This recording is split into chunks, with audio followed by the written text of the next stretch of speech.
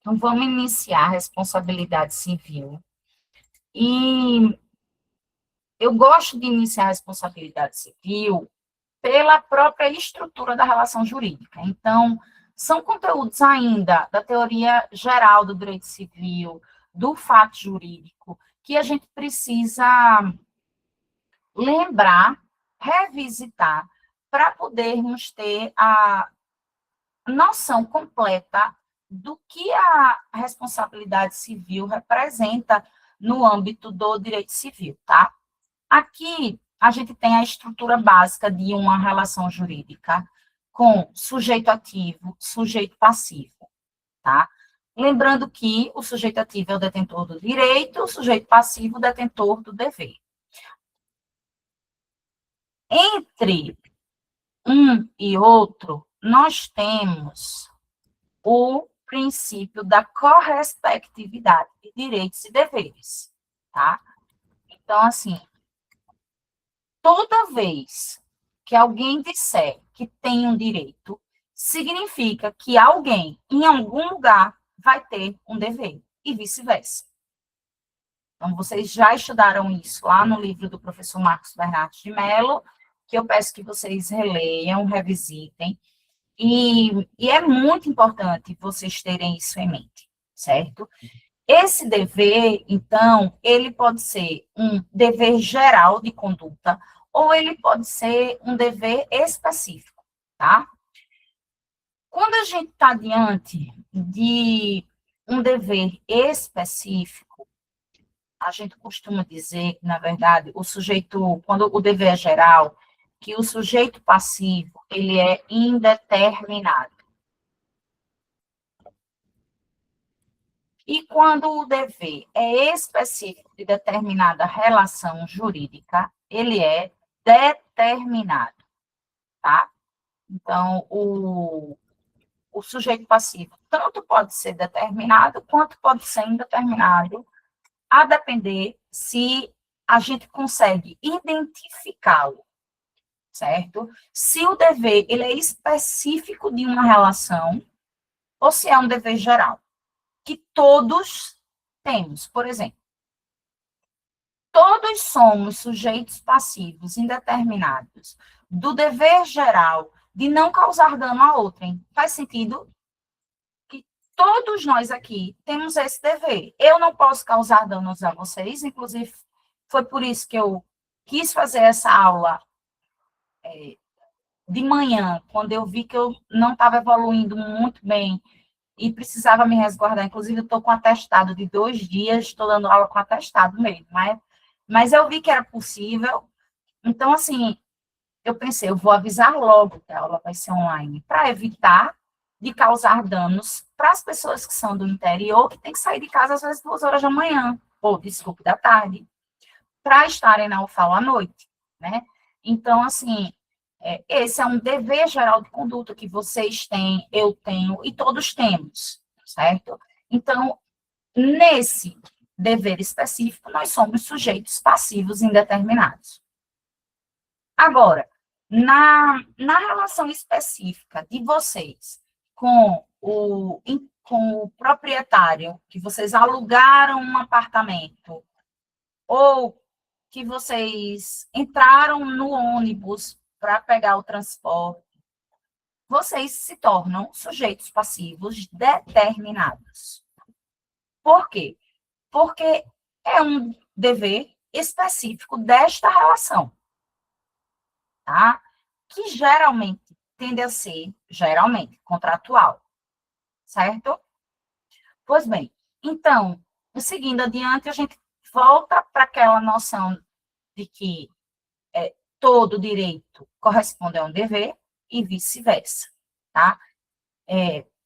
E aí precisamos lembrar o artigo 205 do Código Civil, quando ele diz que, violado o direito, nasce para o seu titular a pretensão, certo?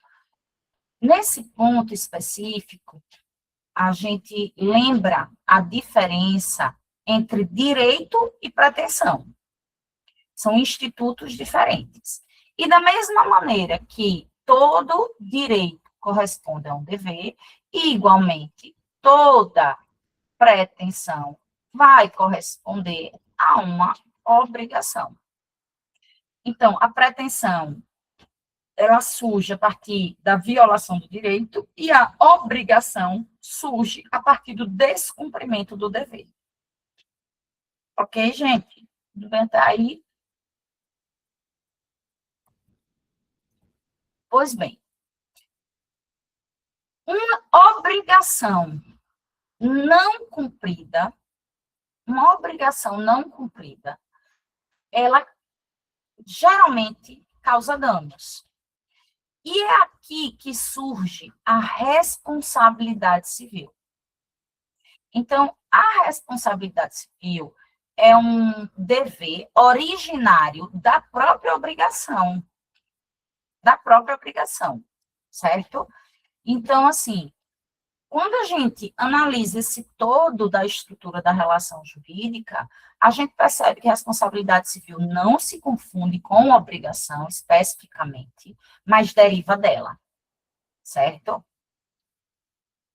Pois bem, seguindo adiante, a gente precisa relembrar a questão da constitucionalização do direito civil e a repersonalização, né, da pessoa humana. Dentro do âmbito do direito civil, a gente precisa lembrar que antes ele era todo construído como forma de proteção ao patrimônio e não à pessoa. E então nós temos esse movimento de repersonalização, né, do direito civil, para que a pessoa humana ela possa estar no centro do universo do direito civil. E o direito civil passar a ser interpretado de acordo com a Constituição, cujos princípios de dignidade da pessoa humana prevalecem e devem prevalecer sobre todo o ordenamento jurídico, inclusive o direito civil. Hoje, isso termina sendo lógico para vocês, mas até um tempo atrás, isso não era. Por quê? O direito civil, a Constituição, desculpe, ela precisava ser interpretada de acordo com o direito civil. Com a constitucionalização do direito civil, isso muda e o direito civil precisa ser interpretado de acordo com a Constituição e, principalmente, de acordo com os princípios constitucionais, como a dignidade da pessoa humana, tá? Então, por exemplo, agora existem grandes discussões, né, nessa tentativa de mudança do Código Civil que está se tentando, e uma delas é de que, hoje em dia, se você quiser deixar um bem para alguém, tipo assim, você tem, sei lá, só tem 3 filhos, mas ela ama mais um filho e ela quer deixar ele bem. Hoje, ela não pode fazer isso. Por quê? Completamente. Ela não pode pegar 100% do seu patrimônio e deixar só para um filho. Tá certo? Isso viola a legítima, viola o princípio da divisão igualitária da herança. Pode falar, Maria. Professora, mas caso isso seja feito antes do falecimento, é possível? É, é um caso mesmo, a minha mãe comentou isso comigo. O senhor faleceu, ele deixou uma casa e um terreno para uma única filha, sendo que ele tem 4 filhos. Aí, ela me falou que a casa tem um documento ainda de compra e venda. Eu não sei se ele fez estilo realmente o contrato com ela para não ser tão burocrático e tal, fazer o contrato de doação, ou como foi, não tenho muitos detalhes, mas aí ela veio me perguntar e fez, e ele pode fazer isso porque ele estava doente. Aí ele fez isso já estando doente. Aí ela estava com essa questão, eu falei que podia, mas agora Não, pode Gente, não, eu acho. mulher do céu. Vá, Glória, Ah, eu vou Maria. me Pode corrigir. não, diga para ela. Nem se for doação, nem se for compra e venda. Nos dois casos, é inválido o negócio jurídico. Em um vai ser anulável, no outro vai ser nulo, tá? Porque a questão toda não são nem os outros filhos, é que ele, tipo, ele não casou, ele estava vivendo em união estável com a outra mulher.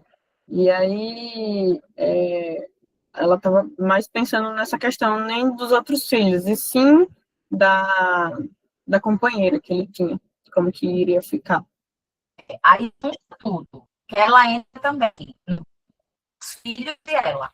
E se for o único imóvel dele, se for o único bem dele, aí é nulo mesmo, assim, não tem nem o que conversar. Se ele pegou e deixou para uma filha 100% do que ele tinha, isso é completamente nulo. Então, o que é que acontece? Isso é exatamente para proteger a herança de todos os herdeiros, tanto os filhos, quanto, no caso, vamos botar aqui, companheira, tá? Então, assim, a dignidade da pessoa humana, ela, ela entra nessa discussão, mas mais forte que isso é a divisão igualitária da herança entre todos os herdeiros, né?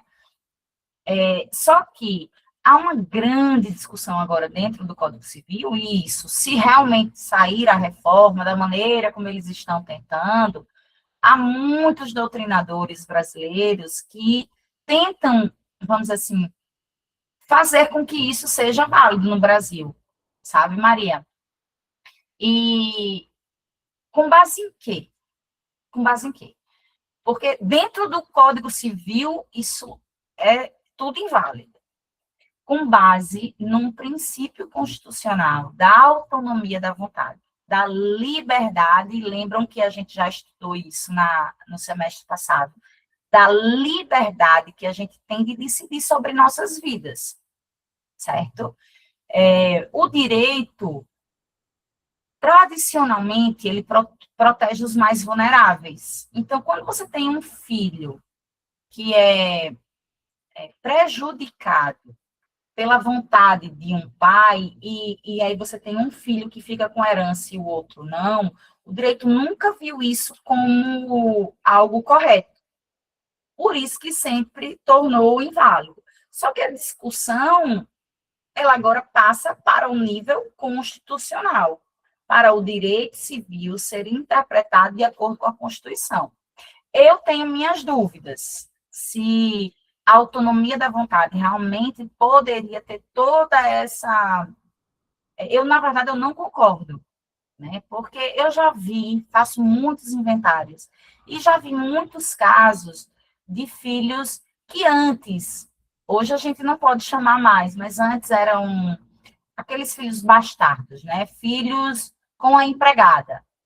Então, você tem ali o cara riquíssimo, casado, com seus filhos com a mulher, que manteve ali uma relação extraconjugal com a empregada a vida toda, e aí, no fim das contas, ele morre, não deixa nada para o filho, nem alimentos, nada, porque ela ficava ali, ele mantinha ela ali sob seu controle, né? Numa espécie de violência patrimonial. O filho nem sabe que é filho dele. E de repente, quando ele morre, ela consegue se livrar de toda aquela coerção e tudo mais. Ele não vai ter, ele pode não ter direito a nenhuma herança, né? Então, assim, realmente eu acredito que o direito, a autonomia da vontade, ela tem que ter alguns limites, sabe? Então, eu particularmente não sou favorável. Mas, enfim, são grandes discussões, mas que hoje perpassam o âmbito constitucional, certo? Pode falar. Cadê? Quem é? Professora, Oi. com Oi, relação ao adiantamento da legítima, então poderia colacionar o bem logo e se livrar, nesse sentido? Pode, deve colacionar o bem, né? Quando a doação, no caso de doação. Então, deve colacionar o bem, para ele ser trazido para o espólio, né? Agora, o que é que eles estão discutindo? Não ser isso apenas no âmbito da doação. Isso também ser implementado e você poder deixar um testamento com 100% dos bens para uma pessoa, entendeu? Será algo muito mais amplo que não admitiria, em tese, a colação. Entendeu, Alina? Sim, perfeito. Mas a colação, ela é indispensável. Certo? Bora lá, então. Quando a gente faz uma análise rápida sobre a história da responsabilidade civil, a gente se depara com uma, uma responsabilidade civil que originalmente ela existia independentemente de culpa, tá? Então, assim, se a gente for analisar no âmbito, vamos supor, de tribos, ou até de indivíduos dentro de tribos, e de, vamos dizer assim, sociedades menos complexas, o que é que a gente vê? Se uma tribo causasse algum dano a outra tribo, ou se um elemento desta tribo causasse um dano a esta tribo, ou a um elemento desta tribo, o que é que a gente tinha? A gente tinha um processo ali de responsabilização, independente de culpa. Ninguém ia perguntar se houve culpa ou não. Haveria uma resposta para compensar aquele dano. E qual normalmente era essa resposta? Uma resposta selvagem, irracional e desproporcional. Então, assim, se um indivíduo machucasse um indivíduo de outra tribo, era bem possível que toda essa tribo, por exemplo, queimasse esta tribo inteira, matasse todo mundo, por isso ter sido considerado uma ofensa muito grande, independentemente de culpa. Então, o nascedouro da responsabilização civil, ela está diante de uma situação sem análise de culpa, que depois a gente vai ver um pouquinho melhor, se trata, na verdade, de uma responsabilidade objetiva, né, em que não se discute a culpa. Essa selvageria, essa desproporcionalidade, ela melhorou no momento em que foi instituída a Lei de Talião. A Lei de Talião, por mais que hoje possa nos parecer não civilizatória, ela foi uma lei extremamente civilizatória. Porque você imagina que se eu machucasse o seu dedinho, você podia me matar. Você podia me matar. Né? Então, lá ai, meu Deus, como é?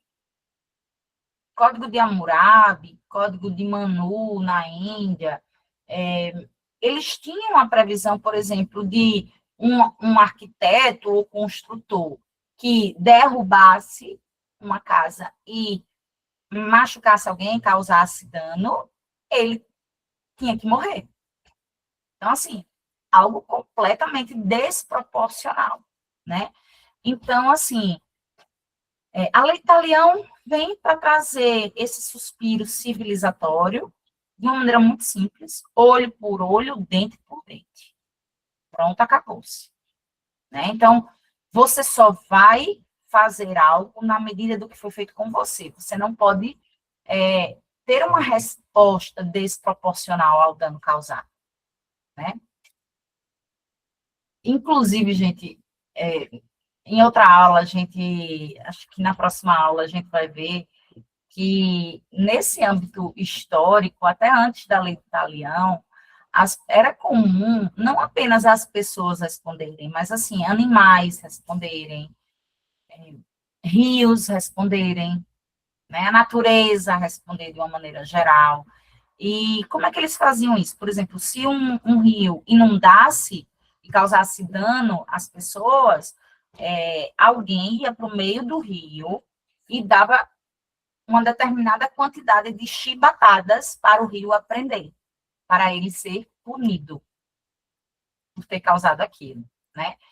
E eu acho isso engraçado porque, apesar de nós termos evoluído tanto no âmbito jurídico, hoje mesmo eu estava vendo um vídeo de uma criança que foi atacada, acho que em Nova York, ou lá nos Estados Unidos, por um pitbull, e machucou seriamente, um absurdo e tal.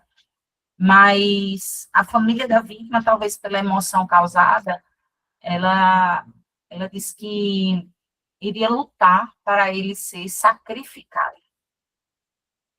Então, assim, realmente é um absurdo. Um cachorro atacar uma criança, causar tantos danos e tal. Mas isso remonta, esse tipo de fala remonta a ao âmbito histórico da responsabilidade civil, em que ela não se distinguia do âmbito punitivo, do âmbito penal, né? E era independentemente de culpa. Gente, rapidinho. Pois bem, seguindo adiante.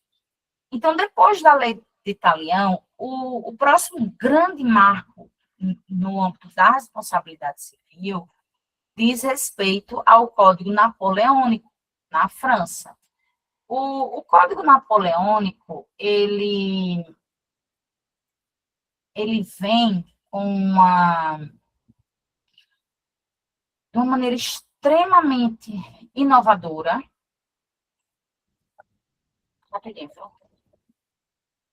De uma maneira extremamente inovadora, mudar todo o contexto que existia de responsabilidade civil. Tudo. E o que é que ele traz de novo, vamos dizer assim? Na verdade, é como se ele tivesse, se a responsabilidade civil, se ela fosse uma ampulheta que está assim em pé, naquela época, e que quando vem o Código de Napoleão, ela é virada de cabeça para baixo, certo? Então, assim, a gente tem, no âmbito da responsabilidade civil, inicialmente nós vimos que ela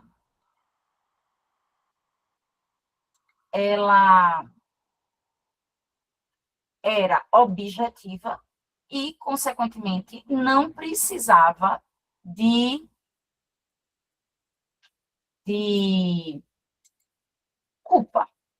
Agora, quando a gente se depara com o Código Napoleônico, ele mudou toda a configuração da responsabilidade civil, e ele diz o seguinte, que a responsabilidade civil, ela passa a ser uma responsabilidade que depende da prova da culpa. Ou seja, a culpa passa a ser um elemento central para que alguém possa responder pelos danos causados.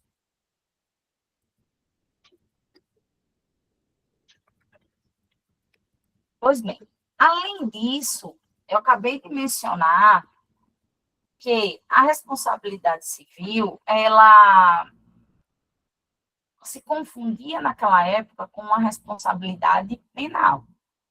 Ocorre que a responsabilidade civil, ela não, a partir do Código Napoleônico, ela passa a ter uma natureza completamente distinta da responsabilidade penal.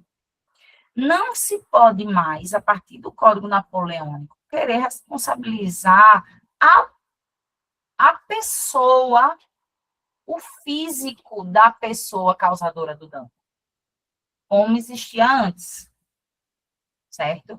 A partir do Código Napoleônico, quem passa, ou o que passa a ser responsável pelos danos não é a pessoa, é o patrimônio da pessoa. Então, a responsabilidade civil, ela deixa de ser pessoal e ela passa a ser patrimonial. Certo, gente? Pois bem,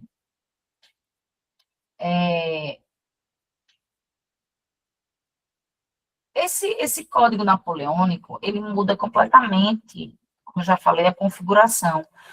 E ele impactou tanto na sociedade moderna que até hoje, qualquer criança, quando acontece alguma coisa que há um dano, a primeira frase dela é dizer: não foi minha culpa, eu não tive culpa.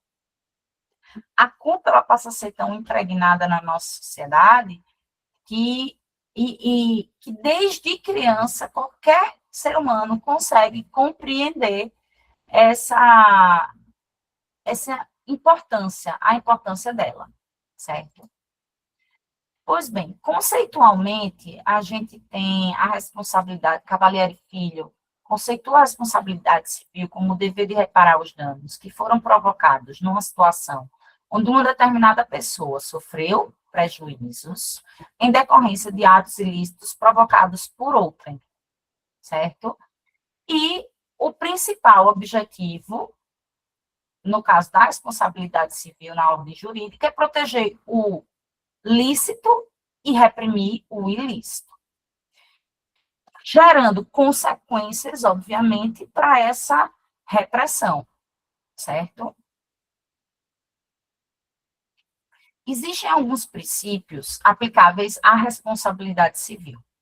O primeiro deles é que é o princípio da primazia da vítima, ou seja, a vítima que teve os danos causados a si, ela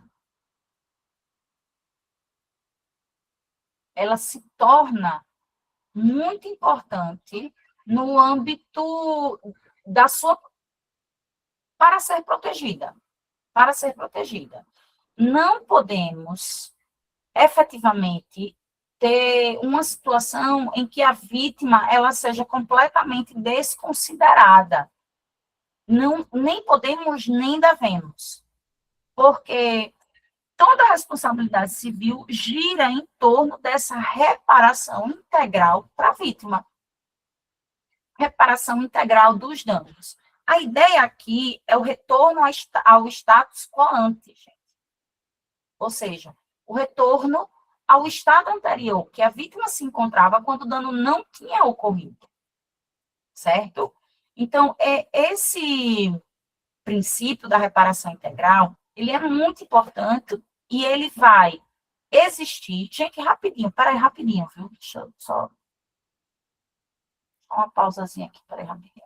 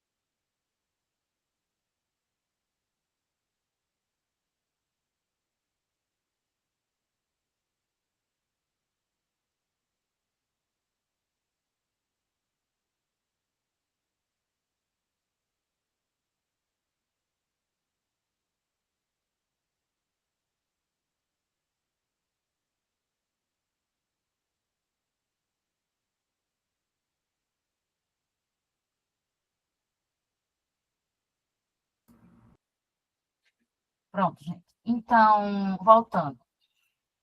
Esse princípio da reparação integral, ele vai estar presente dentro do Código Civil, a gente vai ver ele ali no artigo 944 do Código Civil, quando ele traz que a indenização ela mede-se pela extensão do dano. E isso, colocar a vítima na mesma posição que ela estava antes do dano ocorrer, não significa enriquecer, não significa punir, significa recompor o prejuízo para se evitar que a vítima sofra todos os danos causados pelo ato, certo? Pois bem, outro princípio da responsabilidade civil é o da solidariedade social. Esse princípio, ele vai ter um fundamento constitucional, como a gente acabou de ver, o direito civil, o Código Civil, perpassa por uma interpretação de acordo com a Constituição. E lá na Constituição, a gente tem no artigo 3º, inciso 1º, o princípio de construção de uma sociedade livre, justa e solidária, né? Então, assim, a partir do momento que a gente entende que a responsabilidade civil, ela não é apenas um modelo individualista clássico, né? E a gente supera isso, a gente passa a ter uma responsabilidade civil também centrada no risco e na proteção da vítima, que é aquele primeiro que a gente havia colocado. E nesse ponto da solidariedade social, a gente vai se deparar com algumas situações no âmbito da responsabilidade civil que vão proteger a vítima de uma maneira que pode parecer até exagerada para alguns. Por quê? Porque vai ter um risco ali que não foi ela que criou e que ela não merece ser a única a sofrer os prejuízos. E a responsabilidade objetiva, a que independe de culpa, ela se baseia muito nisso, na teoria do risco criado. Então, assim, por exemplo, quem é dono de cachorro, animais em geral, ainda mais se for um animal de uma raça conhecida por ter a capacidade de causar dano ao ser humano ou qualquer outro animal, fica óbvio que a partir do momento que você tem um cachorro que tem um potencial de risco de causar dano a outra pessoa, você está assumindo o risco.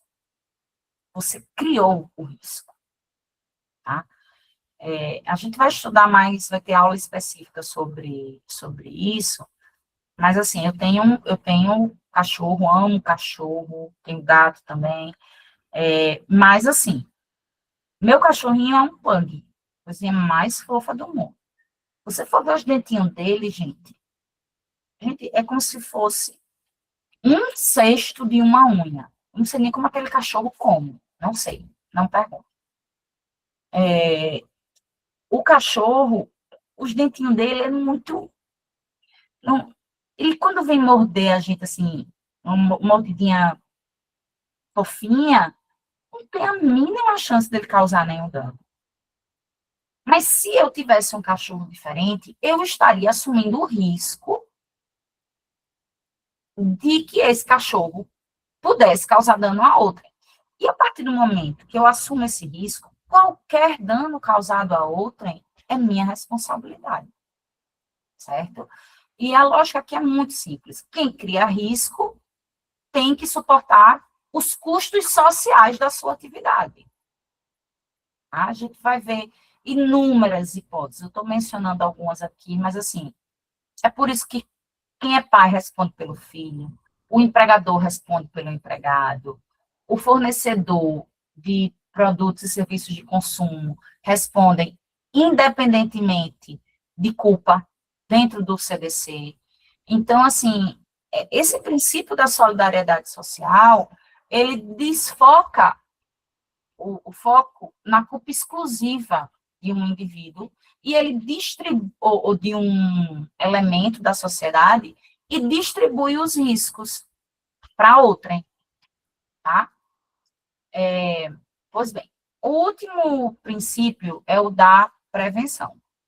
Esse princípio, ele é relativamente moderno e estratégico, porque antes a responsabilidade civil ela tinha apenas função reparatória.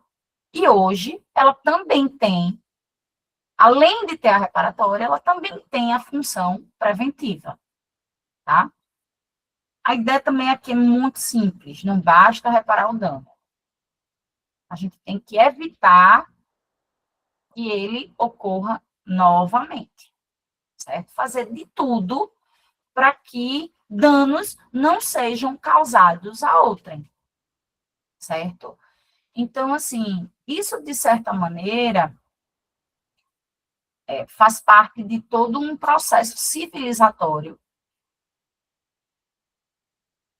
de desenvolvimento da responsabilidade civil, certo?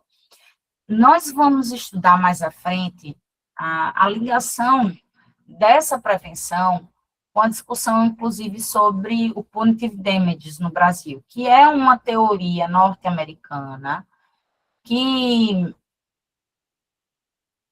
estabelece a responsabilidade civil e a indenização não apenas com o efeito reparatório, mas também com o efeito pedagógico, de ensinar e principalmente evitar que novos danos sejam causados para outras pessoas, certo? Então, a ideia do princípio da prevenção, que é muito forte no âmbito ambiental, muito forte no âmbito consumerista, é de foco no futuro, para evitar novos danos para a vítima, certo? Pois bem, alguma dúvida até agora, gente?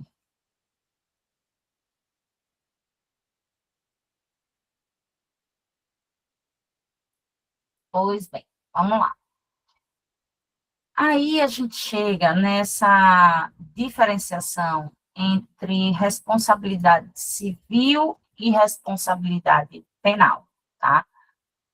Aqui é muito importante a gente ter em mente que tudo o que a gente vai estudar neste semestre diz respeito à responsabilidade civil. Só que vão existir situações de interconexão entre as duas e de diferença entre as duas. Então, assim, eu preciso que vocês entendam que, inicialmente, que a responsabilidade civil, ela tem uma finalidade reparatória. O objetivo maior da responsabilidade civil é reparar o dano causado à vítima. A responsabilidade penal, por outro lado, ela tem uma finalidade meramente punitiva. Ela quer aplicar uma sanção, não reparar danos. Certo? Enquanto nós vamos ver uma tabela daqui a dois slides com todas essas diferenciações. Mas, assim, enquanto na responsabilidade civil a gente vai ter ali como a maior parte das consequências sendo uma obrigação de pagar, no âmbito penal a gente vai ter boa parte das consequências como penas e muitas privativas de liberdade. Né? Mesmo que estejamos diante de uma multa no âmbito penal, ela não vem como uma indenização à vítima, regra geral, ela vem como uma sanção estatal. Você vai ter, sim, uma evolução do direito penal no sentido de permitir uma indenização dentro de um processo penal. Mas não é a natureza da responsabilidade civil em si, certo? No âmbito da responsabilidade civil, nós geralmente temos aqueles 4 elementos que eu havia mencionado para vocês. O ato ilícito, ou conduta, de acordo com alguns doutrinadores, a culpa, né? O nexo causal e o dano. Na responsabilidade penal, a gente vai ter, basicamente, a exigência de um fato típico, né? Que geralmente é ilícito, e culpável ou punível, deixa eu ver, tem a palavra lá, imputável, certo?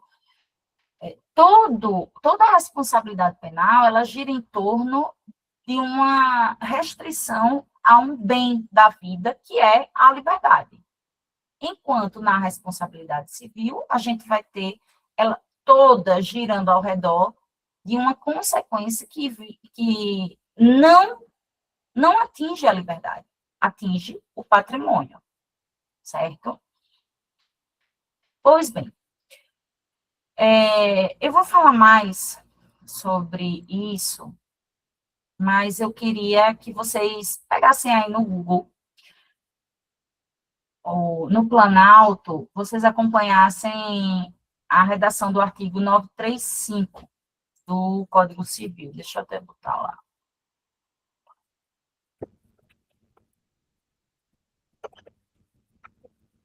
O artigo 935, ele traz a regra de ouro com relação à diferenciação entre responsabilidade civil e responsabilidade penal. Ele diz o seguinte: a responsabilidade civil é independente da criminal. Então, vamos começar por aí, tá, gente? Alguém aqui já ouviu falar que só pode entrar com um processo pedindo indenização depois que você tem uma condenação criminal?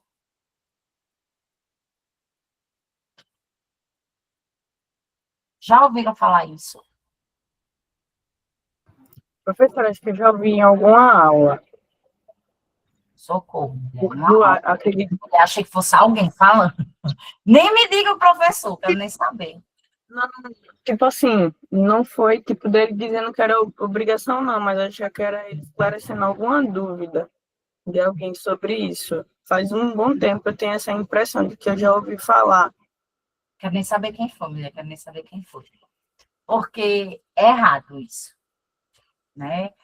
Mas essa é uma crença popular muito grande. Eu só não quero saber se é crença de algum professor, né? Mas, assim... Não, acho que foi alguma dúvida de alguém. Ah, tá certo. E o professor esclareceu, aí eu fiquei com essa impressão de que já ouvi, mas eu não sabia bem como que era. Pronto. Então, a gente vai apagar essa impressão e a gente vai aprender agora o certo. O certo é o seguinte: quando a gente tem um ato ilícito que acontece, botando aqui para vocês verem esse esquema, tá? Um ato ilícito. Vamos lá, vamos imaginar o seguinte. Vamos imaginar que alguém bateu o carro. Estava dirigindo, bateu o carro. Colidiu com outro veículo. Esse ato, por si só, ele pode gerar repercussão, ou seja, consequências, em diversos âmbitos. Ele não vai se restringir ali a uma responsabilidade penal ou a uma responsabilidade administrativa. Dizer que multando a pessoa vai resolver isso não é verdade. Por quê? Quem sofreu dano, quem teve o seu carro atingido sem culpa, foi vítima.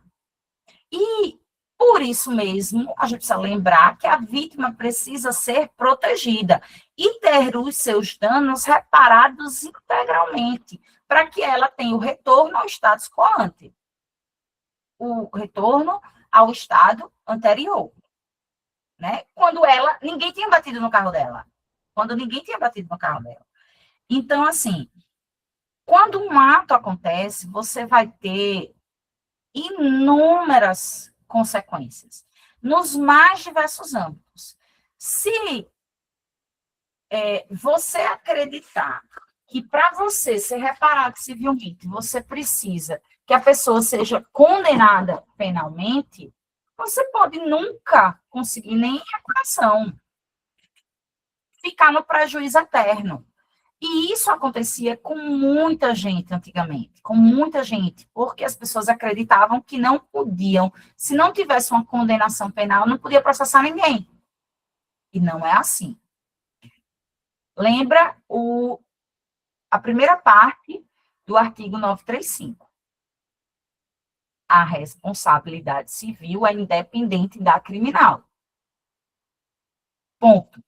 Isso significa que entre a responsabilidade civil e a penal existe um muro que torna elas autônomas e incomunicáveis via de regra. Via de regra. Autônomas e incomunicáveis. Ou seja, o que acontece em uma, em tese, regra geral, ninguém quer saber na outra. Ou não precisa saber na outra. Essa é a regra. Tá? Vão existir exceções. As exceções também estão dispostas na segunda parte do artigo 935, que diz o seguinte: não se pode questionar mais sobre a existência do fato ou sobre quem seja o seu autor, quando estas questões se acharem decididas no juízo criminal. Certo? Então, nós vamos ter aqui, vou até botar no slide isso, copiar aqui, tá no slide. Nós vamos ter aqui 3 exceções. Quando houver, seja no âmbito civil ou penal, decisão sobre a existência do fato, decisão sobre quem seja o autor, existência, não, são só 2. Existência do fato, só 2. Existência do fato ou quem seja seu autor, tá? Ou seja, autoria e existência do fato. Se isso tiver decidido no âmbito criminal, eu não posso mais decidir no âmbito civil. Vamos lá. O que é que isso significa na prática? Teve lá uma decisão no âmbito criminal dizendo que o fato não aconteceu. Não houve a colisão. Isso está decidido no âmbito penal. Aí abre-se uma janela entre a responsabilidade, aquele muro da responsabilidade civil e penal, e vai passar por ali essa decisão. E aí, no âmbito civil, isso não pode mais ser questionado. Isso não pode mais ser discutido, porque no âmbito criminal já foi decidido que o fato não aconteceu, não houve colisão. Então, a colisão não vai mais ser discussão. Acaba-se o processo civil com relação à reparação de dano decorrente de uma colisão, porque colisão não existiu. Deu para entender, gente? Pessoal? Tudo certo? Joia. A mesma coisa vai acontecer quando a gente está diante da autoria. Ou seja, lá você está processando alguém por ter batido no seu carro. No âmbito criminal, ficou decidido que essa pessoa não foi o autor da colisão, ela não estava dirigindo seu carro. Ela só era proprietária do veículo. Mas não foi ela que causou o dano. Ela não foi o autor do fato. Aí, nesse caso, isso vai ser, abre outra janelinha e pode ser levado para o cível. E aí você não tem mais como processar, regra geral, essa pessoa. Porque essa pessoa não foi o autor do ato ilícito. Certo? Mas vamos lá, deixa eu ver se vocês entenderam. Imaginem que, no âmbito criminal, ficou decidido que a pessoa é inocente porque não tem provas. Não tem provas de que ela fez aquilo. Então, ela foi inocentada por falta de provas. Isso eu levo para o âmbito civil, eu abro essa janelinha e mando lá para o processo civil acabar, ou não? Exatamente, Daniel, não interfere.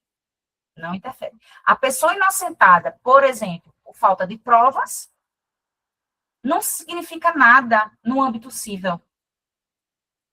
Se ela foi inocentada no âmbito penal, isso não vai ser levado, não vai interferir no âmbito civil.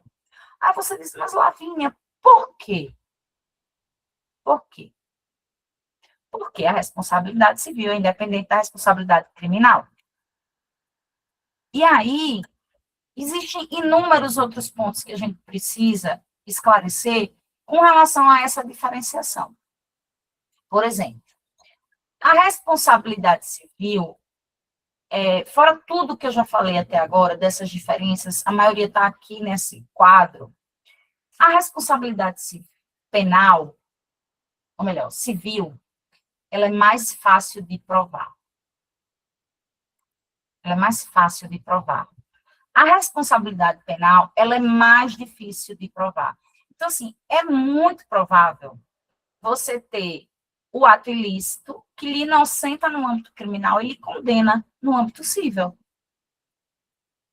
Por quê? Alguém saberia dizer por quê?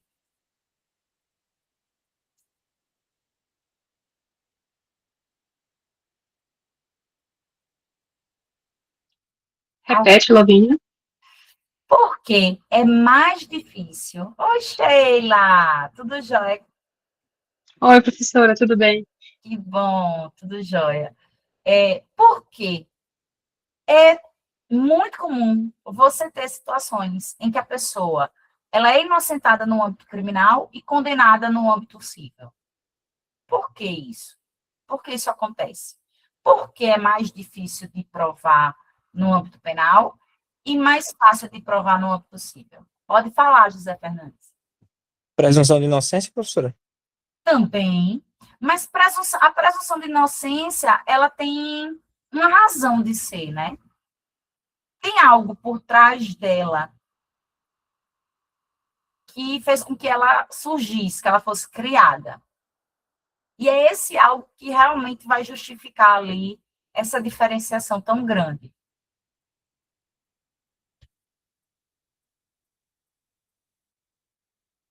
Eu já dei uma dica aqui mais cedo.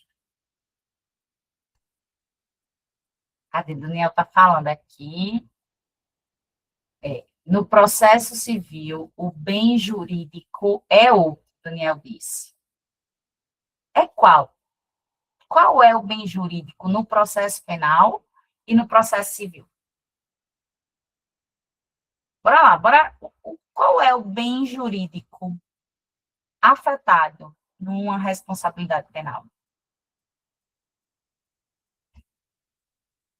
É fácil, minha gente, é fácil. É fácil. Vocês estão indo de lei por causa do carnaval ainda, das férias, mas é fácil, não é difícil. Eu tenho certeza que vocês já sabem. Vocês só estão com medo de falar. Não é possível, vocês já sabem. Certeza.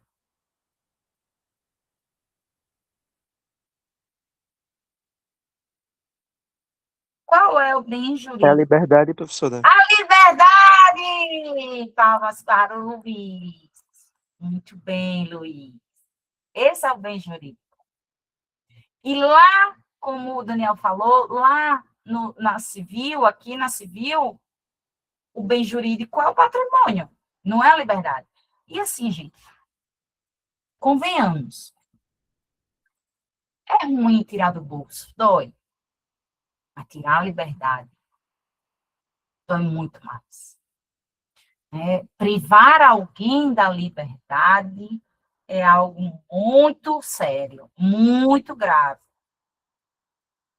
Né? Por isso que a prova tem que ser assim, a prova, a gravidade da situação tem que ser muito grande para haver uma condenação. Coisa que no âmbito civil não é.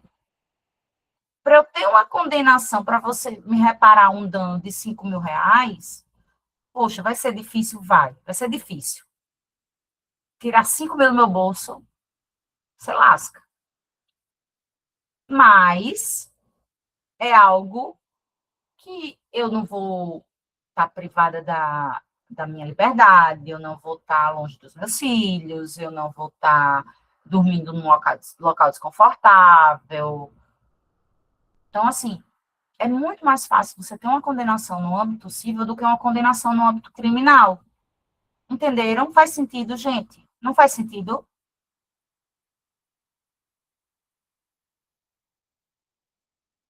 Diz aí, pessoal, não faz sentido? Total. Oi? Oi? Tá, né, Faz Sheila? completo sentido. Faz completo sentido. Perfeito. Exatamente. Então, assim, essa é a diferença e a razão pela qual vocês vão ver alguns processos, a pessoa ser inocentada no âmbito criminal e condenada no âmbito civil. E é por isso que existe esse aqui, eu estou botando aqui para vocês. Tá aqui, não, tá aqui. Existe aqui esse muro de proteção, que não pode haver comunicação entre os tipos de responsabilidade. Não se comunicam, certo? Paredes que são grossas para não passar nada. As únicas coisas que podem passar são aquelas duas hipóteses que a gente viu com relação à existência do fato e à autoria, tá? Então, continuando alguns pontos aqui dessa diferenciação entre responsabilidade civil e responsabilidade penal, o que é que a gente vai ver? No âmbito da responsabilidade civil, qualquer ação ou omissão pode caracterizar a responsabilidade civil. É como se não fosse necessário nenhum tipo de tipicidade, é uma conduta genérica. Qualquer coisa, qualquer conduta pode causar responsabilidade civil, diferente da responsabilidade civil, penal, cuja tipicidade ela precisa ser perfeita. Tudo que está previsto precisa ter acontecido. Não se pode fazer interpretação ampliativa, não se pode condenar alguém por um tipo penal diverso, ou por uma ação que não se quadre no tipo penal, tá? No âmbito da responsabilidade civil, a culpa é a regra, certo? E a culpa abrange o dolo. O que isso significa na prática? Todas as vezes que eu falar culpa aqui, neste semestre, ou qualquer civilista falar culpa, ele está falando culpa lato sensu. Culpa em sentido amplo, que abrange a culpa stricto sensu, que é aquela atitude que a gente toma sem intenção, mas que também abrange o dolo, que é aquela atitude que a gente toma com a intenção, inclusive, de causar os danos, certo? Então, aqui, na responsabilidade civil, culpa lato sensu é a regra, abrangendo o dolo. Inclusive, nós iremos estudar que é possível haver uma responsabilização mesmo sem culpa, ou ainda com culpa presumida. Vamos imaginar a situação de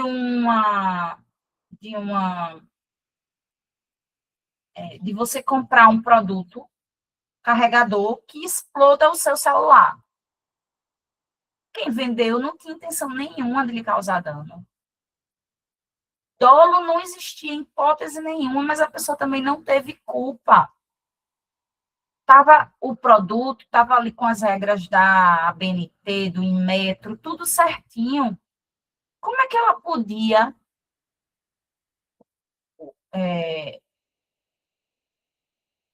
podia prever isso? Não existe a condição.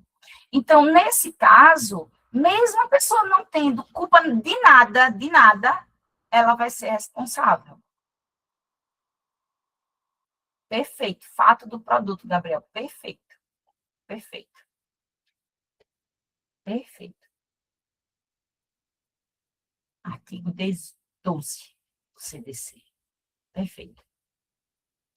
Pois bem, então, nesse tipo de situação, a gente vai ter na responsabilidade civil uma condenação mesmo sem culpa.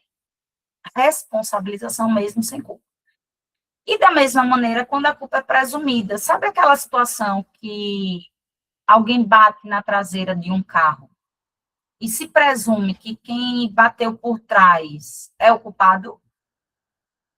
Pronto. Nesse caso, também haverá responsabilidade, a culpa continua presente, mas é culpa presumida. Inclusive, pode ser afastada por outras provas, tá? Pois bem, ainda existe a questão de que na responsabilidade civil, as normas que regem a responsabilidade civil são normas de direito privado, enquanto na responsabilidade penal são normas de direito público, certo? Ainda vai existir algumas outras diferenciações, que é o seguinte, no âmbito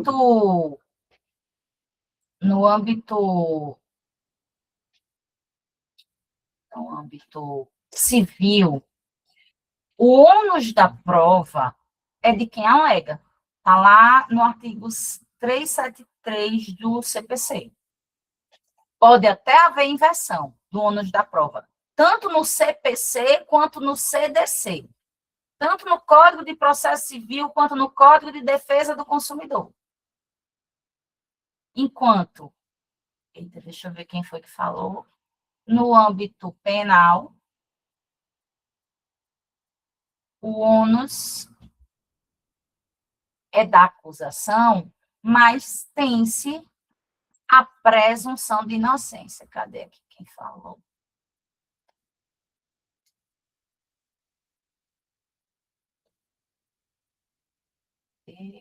Gente, eu nem me lembro mais, mas vocês viram, ó, falaram. Pois bem, então, a presunção de inocência, ela dificulta o ônus probatório, né? Porque tem que estar muito bem provado.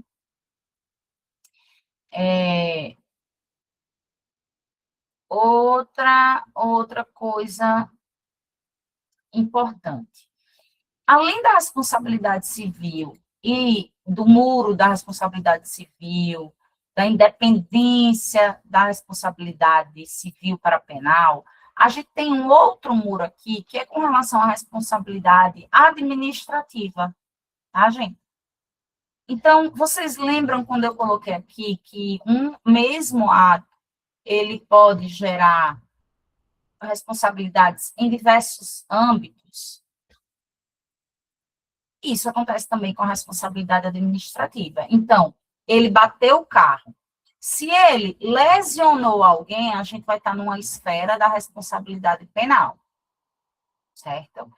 Se ele causou dano, além de lesionar, ele causou dano ao veículo, ele vai ter que pagar pelo dano para consertar o veículo. Mas, muito provavelmente, ele pode vir a ter que responder no âmbito administrativo, com uma multa, por exemplo, certo? A responsabilidade administrativa, ela também se distingue da responsabilidade penal e da civil. E ela tem uma natureza ali eminentemente, ou melhor, não é eminentemente, mas que ora alterna entre pena pecuniária punitiva com a multa, fiscalizatória e educativa, tá? Fiscalizatória e educativa, para evitar e prevenir novos danos, não apenas para punir, mas para prevenir também. No âmbito da responsabilidade administrativa, também tem que haver tipicidade. Ela não é tão exigente quanto a responsabilidade penal, mas ela é importante. Não é algo tão genérico como no âmbito da responsabilidade civil, que qualquer ação ou omissão pode configurar a responsabilização. A culpa também é a regra, e geralmente são normas de direito público que regem a responsabilidade administrativa. Alguma dúvida mais, gente? Por enquanto.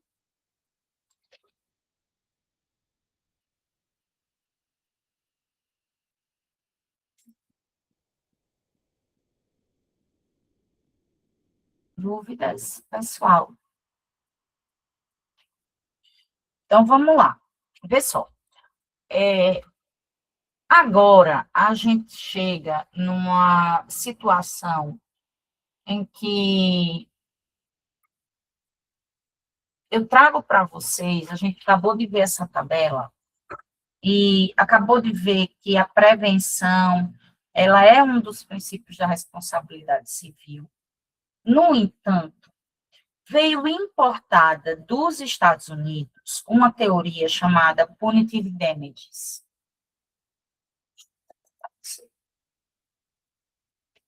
A ideia dessa teoria é de conjugar reparação e penalidade, certo? O Paulo Lobo, ele traz isso, mencionando que, inclusive, tenta-se aplicar isso em situações de danos extrapatrimoniais, como, por exemplo, danos morais, certo? Então, assim, vê só, enquanto no âmbito criminal tenta-se um movimento de penas alternativas, no âmbito civil tenta-se punir, certo? Os punitive damages, se você for ver historicamente, realmente, ele não é novidade, porque já tinha isso no Código de Hammurabi, no Código de Manu, na Bíblia a gente também encontra diversas passagens, né, dessa ideia de reparar e punir, certo? Qual é a grande questão e crítica, na verdade, à introdução dos punitive damages aqui no Brasil?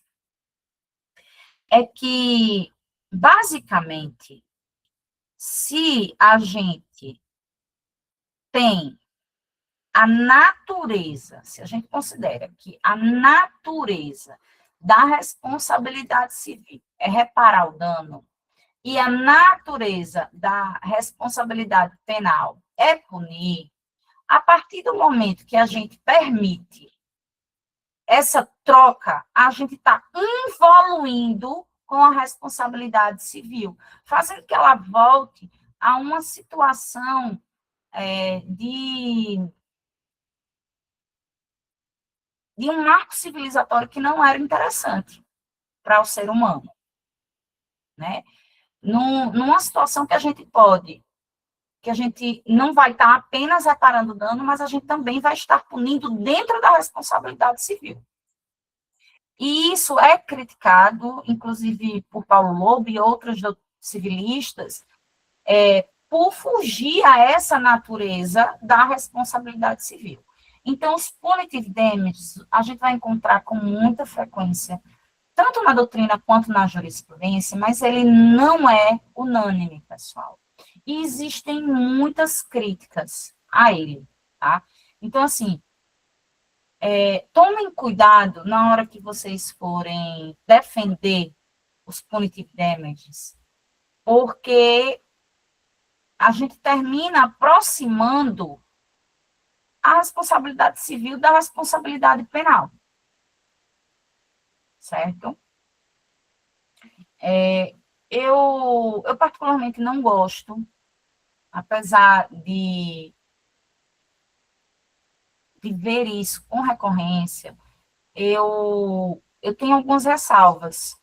A gente está tendo esse tipo de comunicação e fazendo com que a responsabilidade civil passe a ter uma natureza muito abrangente. Mas, de fato, existe esse autor aqui, o Nelson Rosenwald, o segundo aqui, Nelson Rosenwald, ele tem uma teoria muito interessante. É a responsabilidade civil pelo ilícito lucrativo, que não se aproxima dos punitive damages, mas é uma inovação jurídica, né? Muito interessante. O nome do livro dele é Responsabilidade Civil pelo Ilícito Lucrativo.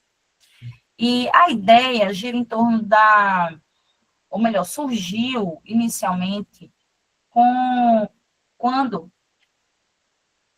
um assassino estava preso e na prisão resolveu escrever um livro falando sobre os assassinatos que ele promoveu. E esse livro meio que virou um best-seller. Ele passou a ganhar muito dinheiro com esse livro. E a família da vítima ficou revoltada, porque, assim, ele não apenas tinha matado a mãe e o pai das pessoas, como ele também estava ganhando dinheiro em cima disso. Né? E então eles entraram com uma ação judicial que foi julgada favorável, no sentido de que ele não seria, vamos dizer assim, indevido e ilícito também lucrar em cima de um ilícito. Lucrar em cima de um ilícito. Razão pela qual ele teria que reverter todo o dinheiro arrecadado para a família da vítima. E isso vem se alastrando em diversos âmbitos. Inclusive, penso eu que também poderia ser aplicável aqui no âmbito dessa tragédia da Braskem, tá? A responsabilidade civil pelo ilícito lucrativo. Acredito que tem como ser aplicável. O Nelson Rosenwald, ele vai fazendo ali uma diferença entre a responsabilidade civil do ilícito lucrativo com o enriquecimento sem causa. E mostrando as diferenciações entre os dois. E vale muito a pena vocês darem uma olhada nesse material, tá, gente? Pois bem.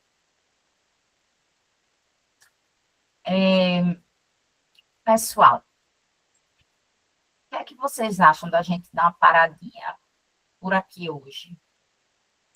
E retomar a semana que vem? Porque estou começando a ficar com muita dor de cabeça. E acho que eu já preciso de outro remedinho. Pode ser? Já preciso dar uma descansadinha também aqui. Obrigada, Sheila. Obrigada, minha gente, de verdade, viu? Então, vamos dar uma paradinha. Eu prometo que eu retomo na aula que vem, já nessas espécies de responsabilidade, para a gente aproveitar ao máximo, tá? mas realmente eu acho que eu já cheguei aqui no meu limite. Muito obrigada pela compreensão, obrigada por vocês estarem aqui presentes. Obrigada, Stephanie. E a gente se vê, então, na terça-feira. Pode ser? Todo mundo já está com a apostila. Qualquer atualização que eu faça na apostila, eu mando para vocês, tá certo? E sim, greve, Gabriel. Deixa eu até tirar da gravação aqui. Rapaz, eu estava vendo isso hoje. Eu não vi nada no